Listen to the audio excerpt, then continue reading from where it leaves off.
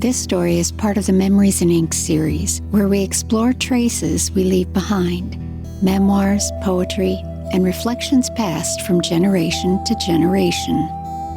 Today's episode brings you a special adaptation of an early Thanksgiving reflection by Laura Ingalls Wilder, a voice familiar to many, but here captured long before Little House. Originally written under a pen name and modest in length, this expanded retelling invites us to rediscover gratitude, not in what we gather, but in what we hold dear. In 1911, the owner of a small publication called Missouri Ruralist read one of Laura Ingalls Wilder's papers. Impressed, he invited her to submit articles to be considered for publication. Soon enough, Wilder became a regular contributor and a columnist for the publication, a job that lasted over a dozen years. In her column, Wilder wrote about her childhood, her family, the struggles and beauty of farm life, and much more. Close to Thanksgiving Day in 1916, under the pen name A.J. Wilder, Wilder recounts a particularly memorable Thanksgiving at home in South Dakota. She reminds us to be thankful for aspects of life we often overlook. To start out, let's hear Laura Ingalls Wilder herself as she describes her home. The house we lived in was a modest claim shanty, built by Father with his own hands. Its walls were rough, unpainted boards, and the wind rattled through the seams when the prairie gales blew. I remember the way the snow would pile up against the door come winter, forming a thick drift that had to be shoveled aside each morning. Our little stove kept the house warm, but the cold seeped in through the floor and walls, so we always kept close to the fire after sundown. Beyond our small house, the vast prairie stretched out in every direction, an endless ocean of dried grasses that rippled under the touch of the wind. In the distance, a stand of cottonwood trees marked the creek bed where Father sometimes hunted. The sky overhead was a great dome, so wide and open that it made one feel both free and small all at once. I can see the colors of the sunset spreading across that prairie sky, fiery reds and purples fading into the deep blue of night. Inside, Mother kept the house neat and cheerful despite its sparseness. She made curtains out of flour sacks and braided rag rugs for the floor. The smell of fresh bread baking was a comfort on cold mornings, and in the evenings we gathered around the fire to read aloud and listen to Father's stories.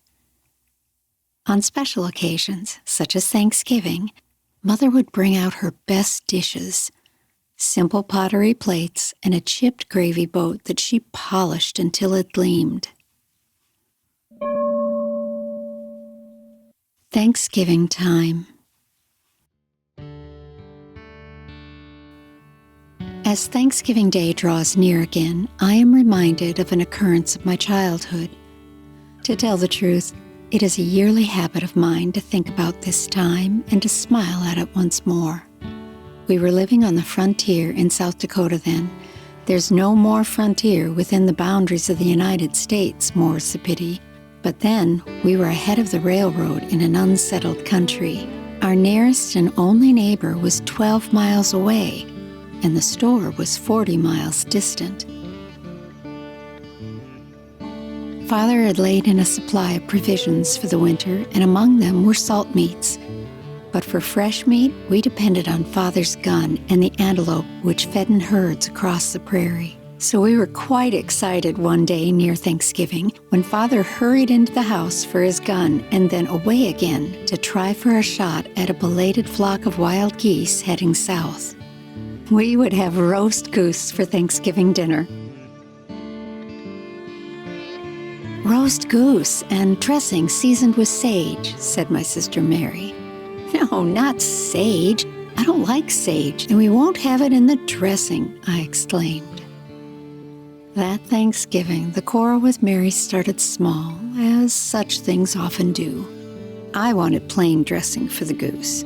Butter, breadcrumbs, sprinkle of salt and pepper. while Mary insisted on sage. I scrunched my nose up at the thought. Sage to me tasted like bitter grass. But Mary, who was older and always more serious, declared that a proper goose could not be served without it. Our raised voices filled the little kitchen as we stood on either side of the work table, flour dusting the air like mist. Mother paused in her preparation, wiped her hands on her apron, and gave us a look that managed to be stern and amused all at once. She said nothing, letting us sort it out ourselves, a rare and generous mercy on her part. The smells of baking bread and simmering broth floated around us, mingling with the cold prairie air that seeped in at the windows. This was a familiar dance between Mary and me, two sisters, stubborn and proud, each certain of their own rightness. Looking back now, I wonder if it wasn't the comfort of family and the coming feast that made us feel so safe in our arguing, so sure that no matter how fierce our words, the day would end with laughter and shared food. I remember saying in a meek voice to Mary, "I wish I had let you have the sage." And to this day, when I think of it, I feel again just as I felt then, and realize how thankful I would have been for roast goose and dressing with sage seasoning, with or without any seasoning. I could even have gotten along without the dressing. Just plain goose roasted would have been plenty good enough. In those days, you see, Thanksgiving was not the grand celebration it has become in some places now, but a quieter, humbler observance. There were no parades marching down city streets, no store-bought decorations adorning our table. Our feast, when we could manage one, was pieced together from what the prairie and our own labor provided. Yet I sometimes think that, in its simplicity, our Thanksgiving was richer. There was an honesty to it, a day not for indulgence, but for reflection. We gave thanks not for abundance, but for sufficiency, not for luxuries, but for the bare and beautiful fact of enough. A warm house, food to eat, the companionship of family, these were our treasures, and we cherished them all the more because they could not be taken for granted. Today, it seems, the measure of a holiday is too often in its extravagance. The number of dishes on the table, the glitter of decorations, the size of the gathering. Yet there is a kind of gratitude that cannot be bought or arranged. A gratitude that comes from recognizing what remains steady and good when everything else is uncertain. It is this kind of gratitude that prairies taught me and that I try still to carry with me. There was another Thanksgiving, not long after the quarrel over the goose, that has stayed with me through the years for a different reason. That year, a sudden early blizzard swept across the prairie, trapping us indoors for days.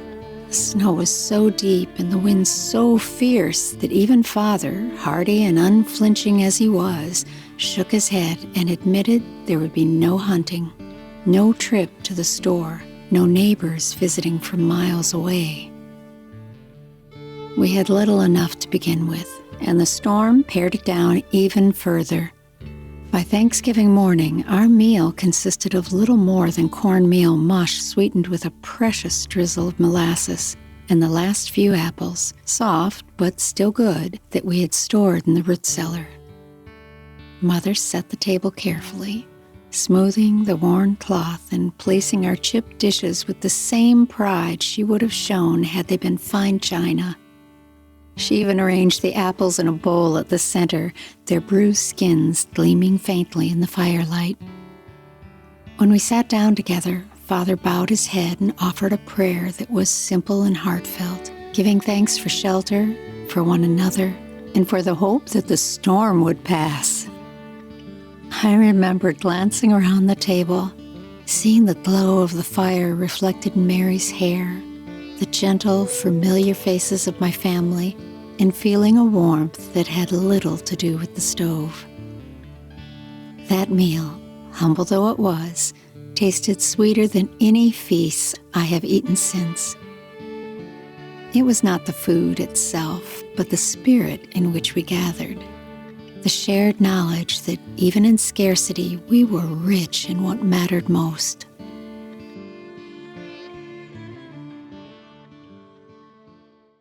This little happening has helped me to be properly thankful, even though at times the seasons of my blessings have not been just as I would have chosen. A friend writes, I suppose I should be thankful for what we have, but I can't feel very thankful when I have to spend $2.60 for a little flour and the price still going up. And in the same letter, she says, we are in our usual health. The family is so used to good health that it is not even taken into consideration as a cause for Thanksgiving. We are so inclined to take for granted the blessings we possess and to look for something peculiar, some special good luck for which to be thankful. I read a Thanksgiving story the other day in which a woman sent her little boy out to walk around the block and look for something to be thankful. One would think that the fact that his being able to walk around the block and that he had a mother to send him would have been sufficient cause for thanks. We are nearly all afflicted with mental farsightedness, and so easily overlook the thing which is obvious and near. There are our hands and feet. Whoever thinks of giving thanks for them until indeed they or the use of them are lost? We usually accept them as a matter of course, without a thought. But a year of being crippled has taught me the value of my 2 feet, and 2 perfectly good feet are now among my dearest possessions.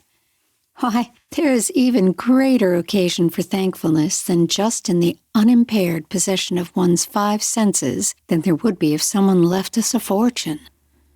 Indeed, how could the value of one be reckoned? When we have all 5 in good working condition, we surely not need to make a search for anything else in order to feel we should give thanks to whom thanks are due. I once remarked upon how happy and cheerful a new acquaintance seemed, and the young man to whom I spoke replied, "Oh, he's just glad he is alive." Upon inquiry, I learned that several years before, this man had been seriously ill, that there had been no hope of him living. But to everyone's surprise, he made a complete recovery, and since, he has always been remarkably happy and cheerful. Further thoughts on gratitude.